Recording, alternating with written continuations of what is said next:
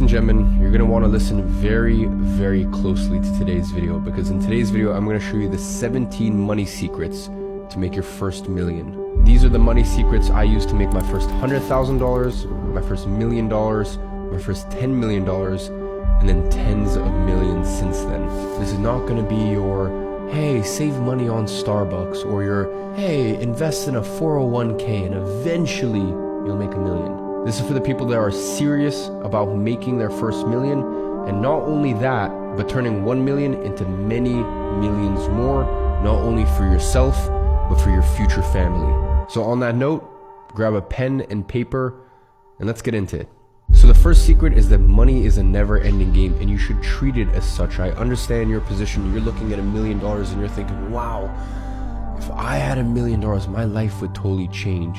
And yes, of course, your life will get better, but just understand, when you reach your first million, what do you think? You're gonna stop the game? You're gonna be happy? You're gonna keep playing the game. You're gonna keep going. And the only way to stay sane is understand that money is a never-ending game. The only people that get depressed or think that money will ruin your life are the people that think that money is a destination. Some sort of figure, some sort of number is the end of your life. It's you've accomplished it and you're done. As long as you wake up and you play this game understanding that you will be just as unhappy when you have $10,000 in your bank account as you will when you have $10 million, that means not happy with your financial situation. That doesn't mean you won't be proud. You can be very proud with your financial situation, but doesn't mean that you'll ever be content or you'll be happy, because this is a never-ending game. So treat it as such.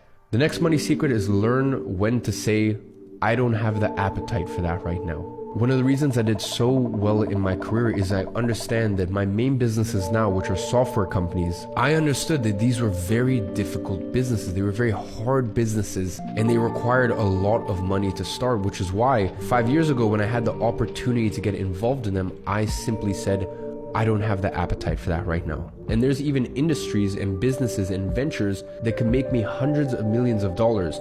And I say, I'm sorry, I don't have the appetite for that right now. And the appetite for it may mean either the hunger or sacrificing a certain life. So you need to understand when to pick the right vehicle and when to pick the right opportunity for your career stage. It's kind of like you're doing bench press. You start off with 1 plate until you can work your way up to 2 plates, 3 plates, etc. One of the worst things that you can do is commit to a business idea, to venture, to an endeavor, and say that you're going to give it your all, or say that you're going to push, when you know that either you don't have the ability or you simply just don't have the commitment and the hunger. And by the way, that is totally fine. It's fine to understand that there are certain opportunities that you simply don't have the appetite for right now. And that doesn't mean that you'll never have the appetite for it.